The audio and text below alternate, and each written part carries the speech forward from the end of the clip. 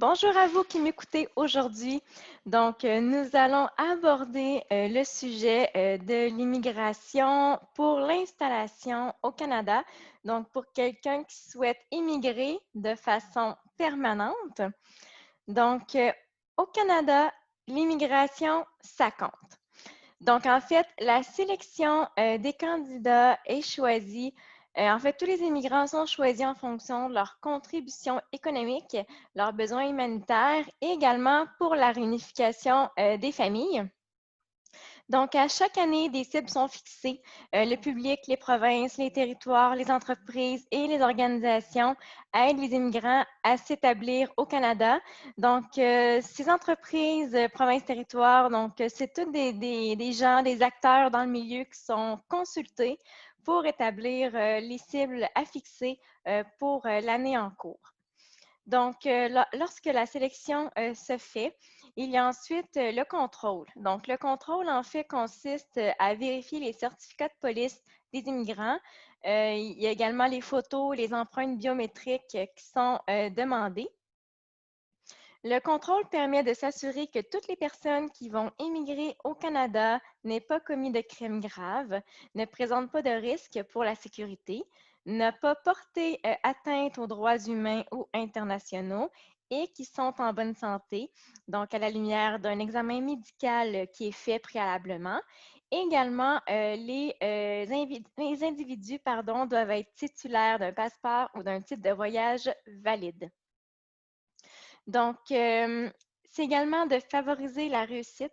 Donc, grâce à la catégorie d'immigration économique, le Canada choisit des immigrants qui sont qualifiés, qui peuvent s'établir au Canada et contribuer à notre économie. Donc, par exemple, on va regarder les compétences linguistiques, le niveau de scolarité, l'expérience de travail, à savoir également si une offre d'emploi qui est valide ou pas. Donc, si l'immigrant détient déjà une offre d'emploi, également la désignation par une province ou un territoire, à savoir si ça a déjà été fait. Donc, seuls les candidats qui ont obtenu des notes les plus élevées sont invités à présenter une demande d'immigration. Il existe en fait deux catégories d'immigration. Donc là, nous allons parler de la catégorie de l'immigration économique.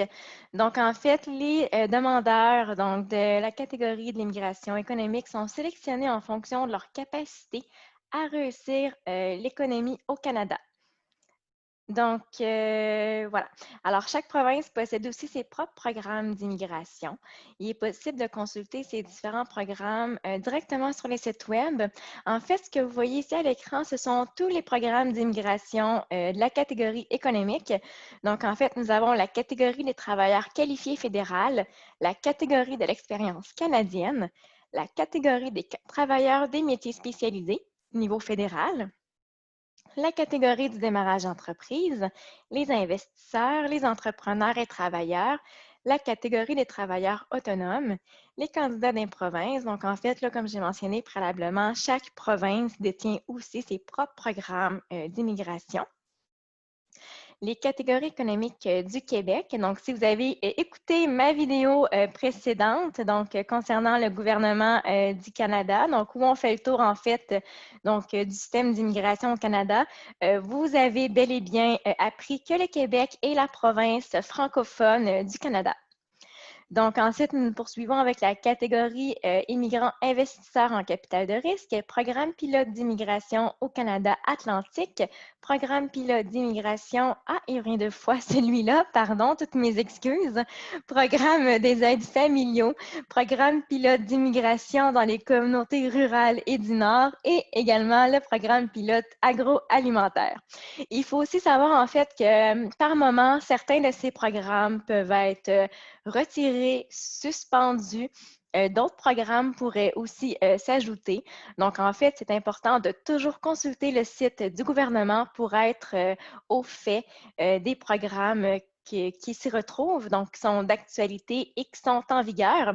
D'ailleurs, dans la boîte de ressources que vous allez trouver sur mon site web, je vais vous mettre le lien pour arriver à cette catégorie d'immigration économique pour voir les programmes actuels. Donc, en date d'aujourd'hui, les programmes que je vous présente sont en vigueur. Certains peuvent être suspendus par contre, mais si de nouveaux programmes pouvaient s'ajouter dans le futur, ils seront mis également à jour sur mon site web, mais aussi sur le site web du gouvernement où c'est important de toujours s'y référer. Donc, je vais vous parler en fait d'Entrée Express. Entrée Express, en fait, c'est un bassin de candidats pour l'immigration économique. C'est bon pour toutes les provinces, excepté le Québec, puisque le Québec possède son propre système d'immigration économique qu'on va voir un petit peu plus tard. Donc, qu'est-ce qu'un Entrée Express? En fait, Entrée Express s'adresse aux travailleurs qualifiés au Canada ou à l'étranger et offre une voie vers la résidence permanente. Il traite les demandes généralement en 6 mois, donc pour toutes les demandes des travailleurs étrangers qualifiés. Il gère également les demandes de résidence permanente présentées dans le cadre des programmes d'immigration économique fédéraux suivants, donc le programme des travailleurs qualifiés fédéral, le programme des métiers spécialisés fédéral et la catégorie de l'expérience canadienne. Donc, en fait, dans chacun des encadrés que vous voyez ici à l'écran, vous avez en fait à qui s'adresse le programme d'immigration, également les métiers, donc la classification nationale des professions, CNP qu'on appelle, avec la catégorie des métiers qui s'y rattachent. D'ailleurs, éventuellement, je vais également faire une vidéo pour vous expliquer comment fonctionne le classement national des professions, la classification, pardon, nationale des professions. Donc, il faut savoir également que les provinces et les territoires peuvent aussi recruter les candidats d'entrée express par l'entremise de leur programme des candidats des provinces, comme je vous ai parlé précédemment, et ainsi répondre aux besoins de leur marché du travail. Arima est le bassin, en fait, de l'immigration économique pour la province du Québec. Donc, quand je parlais tout à l'heure que le Québec possède son propre système d'immigration pour les travailleurs qualifiés, c'est par le biais de Arima. Donc, en fait, qu'est-ce qu'Arima? Si vous souhaitez immigrer principalement au Québec en tant que travailleur qualifié, il faut remplir et déposer le formulaire de déclaration d'intérêt dans Arima, donc le plus rapidement possible. Chaque année, en fait, le Québec accueille des milliers de personnes immigrantes dont les compétences répondent à des besoins particuliers du marché du travail et qui facilitent leur insertion en emploi. Donc, voilà, alors vous avez ici à l'écran les 3 étapes pour y parvenir. Je vais également vous mettre le lien dans la barre de ressources sur mon site web. Concernant les catégories de l'immigration non économique.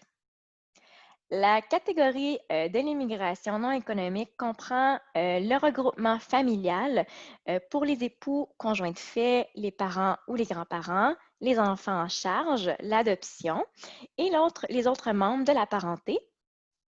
La catégorie du regroupement humanitaire comprend en fait les circonstances d'ordre humanitaire, les personnes protégées, la catégorie de résidents temporaires protégés et également la catégorie de la politique d'intérêt public temporaire pour les travailleurs. Donc, alors ce sont en fait des programmes pardon, de la catégorie non économique. Je vais également vous mettre le lien dans la barre de ressources. Alors voilà, c'est ce qui met fin à la brève présentation sur les programmes d'immigration économique et non économique pour ceux et celles qui souhaiteraient venir s'établir au Canada. Donc, je vous remercie d'avoir été avec moi et je vous dis à très bientôt.